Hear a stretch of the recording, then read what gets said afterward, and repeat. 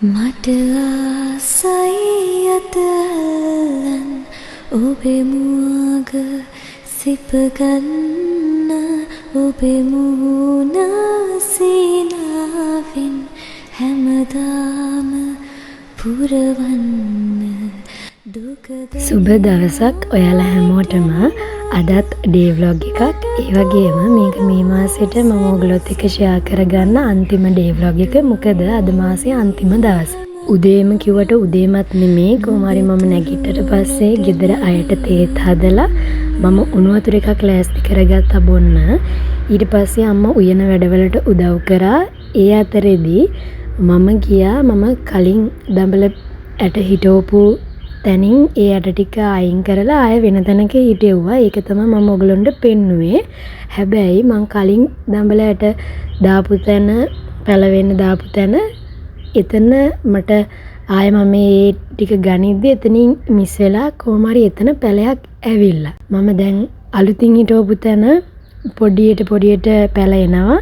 මම ඒව දිහා බල හිටියා. හැබැයි මම දැක්කේ නැතුව මේ කලින් පැලවෙන්න දාපු තැන දඹල පැල වෙලා තිබුණා. ඒකත් බලලා මම ඊට පස්සේ අද බුද්ධ පූජාව තියනවා කියලා හිතලා ඒකත් ලෑස්ති කරගෙන මල් කඩලා බුදුන් වැඳලා ඒ වැඩ ටික ඉවර කරගත්තා.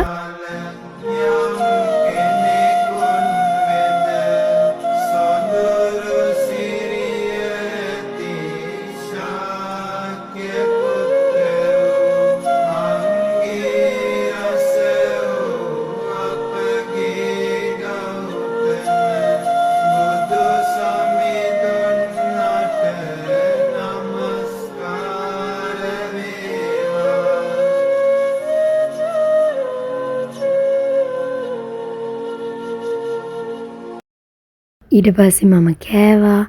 ඊළඟට පැයක් විතර මට කම්මැලි ඉඳන් නිදිය ගත්තා. පැයක් විතර නිින්ද ගියා. ඊට පස්සේ මම නැගිටලා පොඩ්ඩක් මිදුලට ආවා. ඇවිල්ලා පිපිලා තියෙන මල් දිහා බලලා මගේ වැවිගෙන යන පැල දිහා බලලා ඒවට වතුර දැම්මා. ඔළුවේ ලොකු ප්‍රශ්නයක් තියෙන වෙලාවක නම් උගලුන්ට කල්පනා කරන්න ගොඩාක් දේවල් තියෙන වෙලාවක නම් ඒ වගේ දෙයක් එක මොකක් හරි දෙයක් හරි පැල කරලා බලන්න. ඒක ටික ටික වැවිගෙන ඉද්දි හිතට දැනෙන්නේ පුදුම සැනසීමක්. කලින් පෙන්නුවේ මගේ දඹල පැල වීගෙන එන ඒවා. මේ තියෙන මෑ පැල ටික.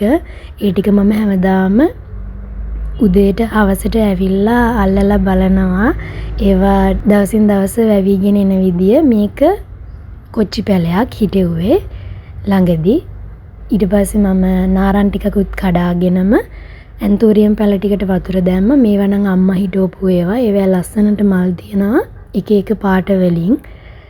මම ආසම මෙන්න මේ රෝස පාට ලාවට රෝස පාටට තියෙන ඇන්තෝරියම් පැලයට මම ඊයේ මිරිසුයි කරපිංචයි හොදලා වේලෙන්න දැම්මා. අපේ අම්මා ඒවෙන් තමයි ඔය පහේ මොන හරි හදන්නේ. ඉතින් ඒ ටික වේලන්න ඕන නිසා ඊයේ හොදලා දාපු ටික වේලිලා තිබුණා. ඒ ටික ආය අදත් වේලෙන්න දාන්න ඕනේ වුණා. ඒ ටික වේලෙන්න දැම්මා. ඒ දාලා මම ආවා ගේ ඇතුළට ඇවිල්ලා කඩාගත්තු නාරන් ටිකෙන් බීම් එකක් හදාගත්තා. මේ මල් එක මගේ හොඳම යාළුවෙකුට මම මේ වගේම 3ක් ඒත් යාළුවෙක්ට කියලා හදාගත්තේ. ඒ 3ම එකක් අපේ නංගිට අනිත් දෙකම යාළුවෝ දෙන්නෙක්ගේ බර්ත්ඩේස් වලට තෑගි වලින් අපි කියන්නේ අපිට ඒගොල්ලෝ කොච්චර වටිනවද කියලා. ඔය තෑග්ගකින් වටිනාකම කියන්න බැරි වුණාට ඒ කෙනාගේ බර්ත්ඩේ එකක් මතක් කරලා අපි දෙන තෑග්ගකින් මාරම වටිනාකමක් ලැබෙනවා සහ ලැබෙන කෙනාට ලොකු සතුටක් ලැබෙනවා. ඒක මම දන්නවා. එකක් නංගිට කිව්වනේ අනිත් දෙකම මම දෙන යාළුවෝ දෙන්න මට හුඟක් විශේෂ දෙන්නෙක්. එක්කෙනෙක් මොන්ඩිසෝරි කාලේ ඉඳලාම මගෙත් එක්ක ඉන්න එක දවසක්වත් විහිළුවටවත් තරහ වෙලා නැති යාළුවෙක්. එයාගේ අම්මා එක්ක තමයි මම O level exam එක කරන්න එයාගේ අම්මා තමයි මාව ඉස්කෝලේට ගෙනින් දැම්මේ දවස් 9ම උදේට ගෙනින් දැම්මේ. එයා මම බාප්පත් එක්ක තමයි එක්සෑම් එක ඉවර වෙලා ආවේ දවස් 9ම. මට ඒක හොඳට මතකයි. ඊට වැඩිය ගොඩාක් උදව් කරලා තියෙනවා. ඒ හැම දෙයක්ම මට හොඳට මතකයි. ඉතින් මාරම යාළුකමක් ඒගොල්ලොත් එක්ක මට තියෙන්නේ. අනිත් කෙනා A level වලට ක්ලාස් යද්දි තමයි අපි ගොඩක්ම ලං උනේ. මම එක්සෑම් එකෙන් වර්ෂයි එකෙන් මට කැම්පස් යන්න රිසල්ට් මදි වුණාම මගෙත් එක්ක පැයක් විතර කතා කරා මගේ හිත හදන්න. මොකද මම පුදුම විදියට මානසිකව වැටිලා හිටියේ. එතනින් එහාට ඉස්සරහා ප්ලෑන් මට මුකුත් තිබුණේ නැති හින්දා මගෙත් එක්ක පැයක් විතර කතා කරා. මම හිතන්නේ එහෙම ළමයින්ට කරන්න පුළුවන් වෙයි කියලා. නිකන් එකක් දවසක් දෙකක් කතා කරන්න පුළුවන්. හැබැයි එයා එහෙම නෙවෙයි. මම එක්සෑම් එක කරන එක අම්මා හැමදාම මට good morning message එකක් එවනවා. දැන් වැඩ කොහමද? හලෝ දැන් පාඩම් කොහමද කරන් යන්නේ? දැන් ලකුණු කොහමද? එහෙම හැමදාම යාට වෙලාව තිබුණා. කැම්පස් ඉක්මනට ඒගොල්ලන්ට පටන් ගත්තා. ඒ වැඩ කරන අතරතුරත් වෙලාව තිබුණා මං ගැන හොයලා බලන්න. ඉතින් මං හිතනවා මං හරි වාසනාවන්තයි මට ඒ වගේ යාළුවෝ ලැබෙන්න. ඒගොල්ලන්ගේ විශේෂ දවසකදී මෙහෙම දෙකින් හරි ඒගොල්ලෝ සතුටු කරන්න පුළුවන් කියන්නේ ඒක මට ලොකු දෙයක්. ඒක තමයි ඒ තෑගි ඒගොල්ලන්ට මම වේලාසන ඉඳලා ලෑස්ති කරගෙන යවුවේ. ඒක මට මේකෙදි මතක් කරන්නම ඕනේ වුණා. මොකද ඒගොල්ලොත් මේ වීඩියෝස් බලනවා. ඊට පස්සේ මම හදාගත්තු නාරං එක බීලා වැඩ වගේක් කරන්න ලෑස්ති වුණා. ඊයේ මම හදාගත්ත නෝට් එකක් මම කලින් වීඩියෝ එකේදී ඔයගලන්ට කිව්වා මම කරන්න ඉන්න ඩිග්‍රී එකට ඒ තියෙන කෝස් එකේ කෝස් කන්ටෙන්ට් එක ගත්තා. ඒක නිසා මම ඒකේ ෆස්ට් සෙමස්ටර් එකේ තියෙන කොටස් එක ඒවට මට ඕනේ කරන්නේ ඉංග්‍රීසි වචන ටික ඒවැ පුරුදු වෙන්නනේ. ඒක හින්දා මම YouTube එකකින් වීඩියෝස් බලලා ඒකට නෝට් එකක් හදාගත්තා. පොඩි කොටසයි තාම හදාගත්තේ. ඒ නෝට් එක ඊයේ හදාගත්තේ. ඒකේ ඉංග්‍රීසි වචන ටිකේ සිංහල තේරුම් ටික හදාගන්න එක තමයි මම කරේ. ඒ වැඩේ ඉවර වුණාට පස්සේ මම අම්මත් එක්ක කාලා ඊට පස්සේ ටික වෙලාවක් ඉඳලා තමයි ආයෙ මේ වැඩේ කරන්න පටන් ගත්තේ. මේ තෑගි දෙකම මගේ උපන්දින දෙකකට මම අර කියපු එක යාළුවෙක් මට දුන්නු තෑගි. මට ඒක ළඟ තියනවා හැම වෙලේම පේන්නේ. ඒක නිසා ඒකත් මට පෙන්වන්න ඕනේ කියලා හිතුණා. ඊට පස්සේ කාලා ඉවර වෙලා මම ආයෙ වැඩේ කරන්න පටන් ගත්තා. මොකද මම උදෙන්ම මුලින්ම මේ වැඩ කරන්න මේසෙන් ඉඳගත්තට පස්සේ මුලින්ම කරේ ස්ලෝ ඉංග්ලිෂ් වල වීඩියෝ එකක් බැලුවා. ඒකෙනුත් වචන ඉගෙන ගන්න පුළුවන්. ඒ තියෙන වීඩියෝ එකට ඒකෙත් කතා කරන සිද්ධියට ඒකේ ප්ලේ වෙන වීඩියෝ එකට අදාළව අලුතින් හම්බ වෙන වචන තමයි ඒකෙදි තේරුම් කරලා දෙන්නේ. ඒක බලලා තමයි මම මේ වැඩේට පටන් ගත්තේ. ඊට පස්සේ කාලා ඉවර වෙලා ආයෙ ඒක පටන් ගත්ත කරන්න. මට මේක කරගෙන යද්දි තේරුණා මම දැන් කලින් කරපු වැඩත් එක්ක බලද්දි මේකෙන් හුඟක් වචන දැනගන්න පුළුවන් වෙනවා. මම ඉගෙන ගන්න ඉන්න සබ්ජෙක්ට් එකට පාවිච්චි වෙන මම දන්නේ නැති වචන.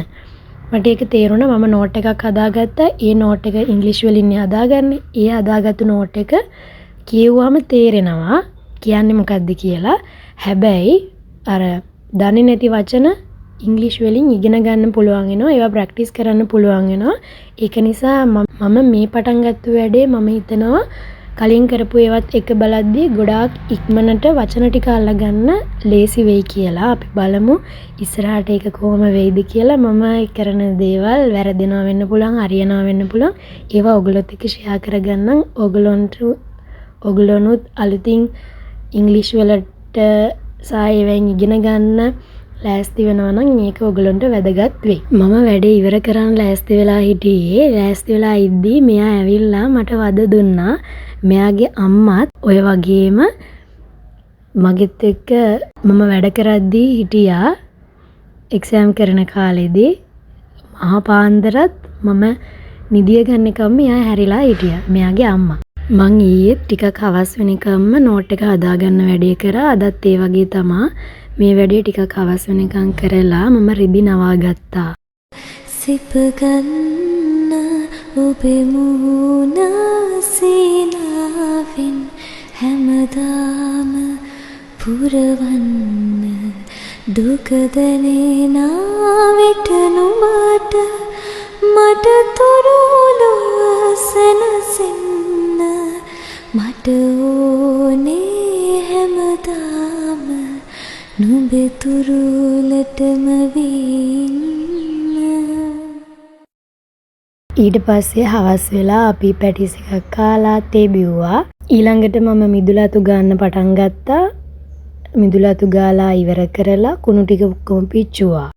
මේ දවස්වල සාමාන්‍යයෙන් ඔය වගේ තමයි හැමදාම දවස ගෙවිලා ඉවර වෙන්නේ. ඊට පස්සේ මම කුණු ටික පුච්චලා ඉවර වුණාට පස්සේ කුස්සියත් අස් කරලා හොදන්න තියෙන ඒවා හොදලා අස් කරලා ඔක්කොම කරලා ඇඟ සෝදගෙන පාන තිබ්බා. ඔය විදියට තමයි අද දවස ගෙවිලා ඉවර වුණේ. අදත් හරි ආසාවෙන් මේ වීඩියෝ එක ඔයගලත් එක්ක ෂෙයා කරගන්නේ. Thank you අදත් වීඩියෝ එක අන්තිම වෙනකම් බලපු ඔයගොල්ලෝ හැමෝටම.